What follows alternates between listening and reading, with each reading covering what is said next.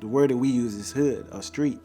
I didn't think I was gonna make it past a certain age. I'm gonna go to jail, or I'm gonna get killed. At 16, I ended up getting pregnant with my first son. To me, I was doomed. I didn't care about anybody, didn't care about myself, didn't care about anything. I just was so angry with God. Heavily into drugs. He just started revealing these affairs. God, if you don't do something, if you don't show me what I need to do, then I'm probably gonna die like this.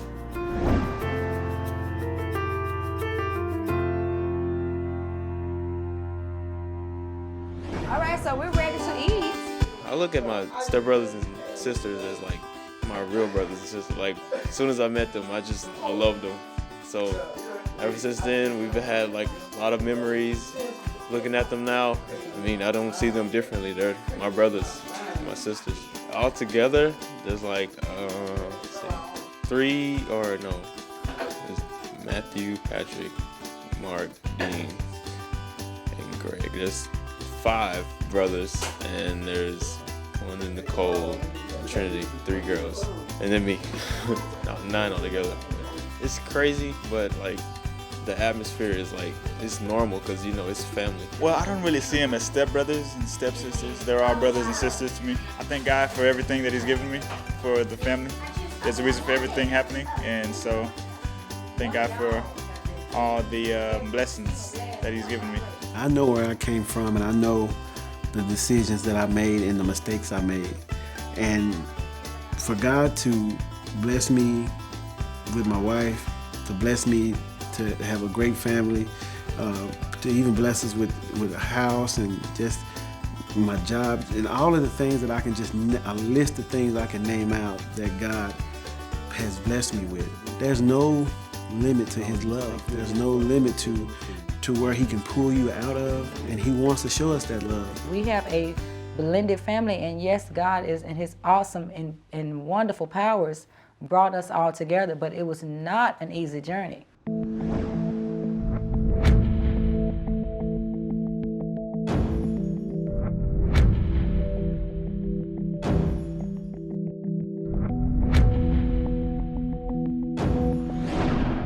In West Dallas, we lived on a street called Fish Trap, and at that particular time for us, that was where everything happened. You had your gangs, you had guys that were selling drugs, you had guys that were into boosting cars or stealing cars. Whatever you wanted to get into at that particular time, it was happening on that particular street.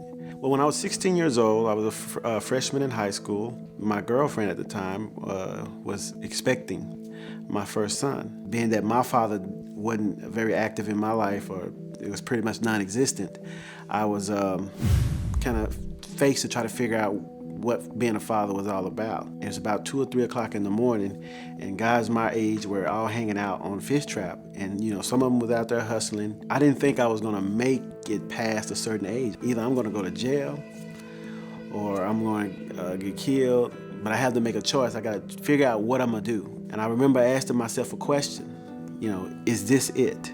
Is this all I have to look forward to? I call it my prayer, because after that moment, I would meet a guy who would tell me about Jesus, and that changed my life.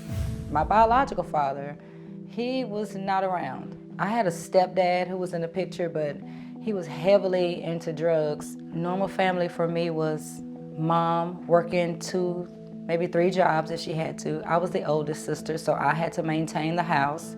I make sure my sisters did their chores and did everything that they needed to do before mom got home. On my first relationship, I was 14 years old. And then at 16, I ended up getting pregnant with my first son. In order to try to make that right, we were told you guys need to get married. We were both very young. We didn't have any money. We didn't have any knowledge of what a marriage looked like. To me, I was doomed. I had this baby out of wedlock, and I got married to try to fix it. And I started getting closer to the Lord as far as reading my Bible for myself. The Word became like food. I mean, I had to have it. And I would read it all the time.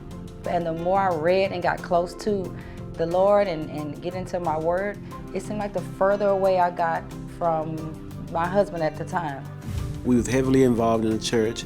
I was raising my son at the time in the church. I jumped in with both feet. I was really just glad to have met Christ at that particular time. I'm one of the guys that's leading all of my friends. They're waiting on me to come into the lunchroom so that I can lead us in prayer before we eat. But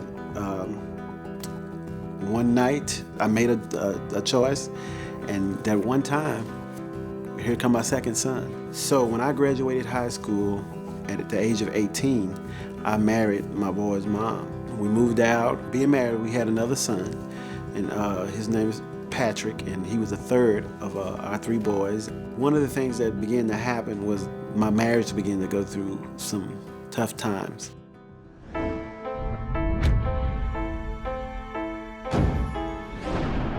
My husband at the time, his job made him go see a psychiatrist. He would go twice a week faithfully, and I would never go. And then for some reason, one day I woke up and said, I'm gonna go with you. And he was trying to tell me it's not necessary, you don't have to go. I really didn't want to, but for some reason I felt compelled to go. And I went. And he just started revealing these affairs that he had been having. And I was supposed to have known this. You know, this is something that he told the guy that I knew. And so the Lord told me to be quiet. And I just got quiet and let the man, the psychiatrist, reveal everything to me that was the truth. And the whole time he was telling me, my ex-husband was just putting his head down like, oh my God, I can't believe she's hearing this for the first time. I think we was married for 3 years. You know, we would argue a lot, and she would always complain about not having enough money and not wanting to really go to church anymore. And for 3 months, I couldn't find them. I came to my house, there was nobody there. The clothes were gone, her clothes were gone, the kids' clothes were gone. For me, that was probably one of the lowest points of my life. That was the beginning of the downfall for me, and as far as the anger and the frustration with God. So when I left that day, I said to him, I wasn't even angry anymore. I said, I'm done. We had another son at the time. I packed them up and I called my grandmother and I told her I'm coming to stay with you. And she told me to come on. I wasn't gonna date. I wasn't gonna look for anyone. From that day on, it was me, the Lord, and my kids. After the 3 months, she would tell me that she legally separated from me. Didn't know why. Just still trying to figure out, like, what did I do wrong? You know, how can I change? How can I fix this? We can work this out. And I remember going to pick up the boys one weekend, picked up a bag that had their stuff in it. And when I was unpacking their bag, there were some letters in there that was written to her. It was letters to a guy that she had been seeing for at least 2 years that we had been together. To this day, I don't think I ever felt anything that bad. Just asking the Lord, like, why did this happen to me? I was doing everything that you told me to do. I was trying to live right. I was trying to be a father to my kids. I was trying to be a husband. I was trying to be a provider. I was just like ice, just shut all my emotions off. I didn't care about anybody, didn't care about myself, didn't care about anything. I just was so angry.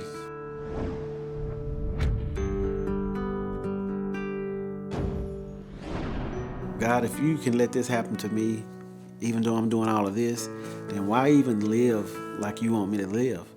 And that's when I realized that when we are so emotionally damaged and we don't really just trust the Lord to get us through it, I went right back to what I chose not to do. I went back to hanging out with guys I knew that sold drugs. Some of the guys I hung out with rob or steal or do whatever they had to do to get money. And I had to stay 30 days in jail. I was involved with some people that was helping me raise money, illegal way. That led me to my choice of relationships. The word that we use is hood or street. And she was that. And she didn't, she wasn't in church. She hung out with the boys. She sold drugs with the boys. She was out there. We dated, and my first daughter was born. Shortly after Kawanda was born, she was pregnant with Nicole, my second daughter. She had to go spend some time in jail. That's when it really began to hit me that I'm not making some very wise decisions. All the whole time, there was just this pulling at my heart, like, this is not it. This is not how God wanted me to end up. This can't be it. God, you know, if you don't do something, if you don't show me what I need to do, then I'm probably gonna die like this.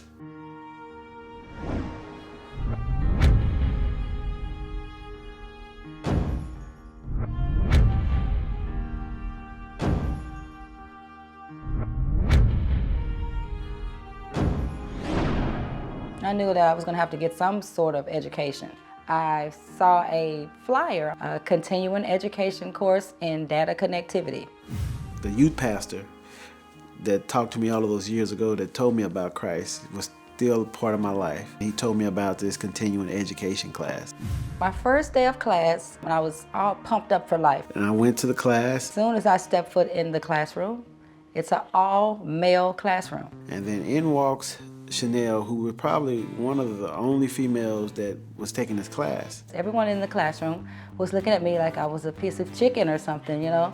They were just like, come sit here. And With all of those guys in there, we kind of looking like, whoa, who is that? I wanted to just, you know, run out of the classroom. But when I looked at her, I was like, man, I know that girl from somewhere. But I just so happened to look across the room, and I remember seeing this guy that I went to high school with. And there was a seat next to me. And so I said, okay, I'm gonna go sit by him because I know at least he's not a nut. And so she asked me, was the seat taken? I said, no. Good, I'm gonna sit right here by you. He said, okay, come on and sit down. So I sat down by him. I was still a little scared, but at least I was sitting by someone who I recognized.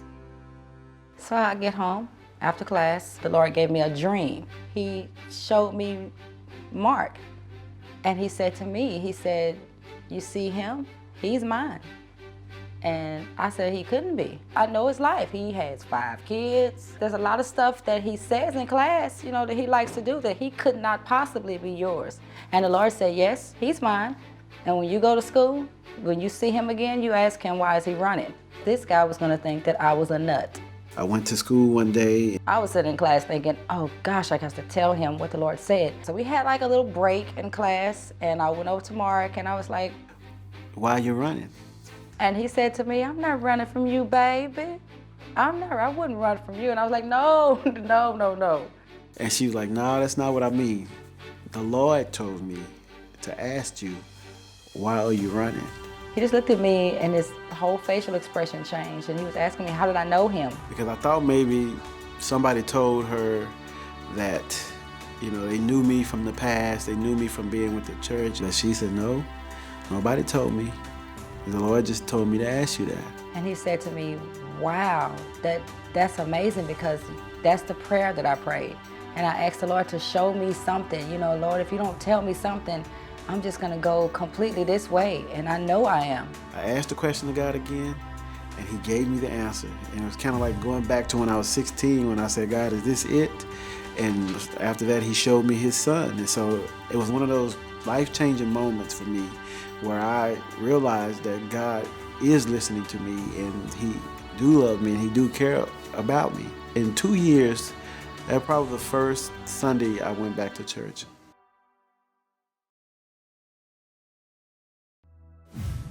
All the books I read, there was the evil, wicked stepmom. I didn't know how to be a mom to these children, and I didn't really want to be. Living 2 different types of ways, I know that you don't like how this feels. I was really upset with him. We decided that we would go through counseling. We didn't have anything. Unless he's gonna rain down manna from heaven, we're gonna sit in here and this is gonna be our last supper. That's not easy. As for me and my house, we're gonna follow the Lord, and that's what we try to teach our kids.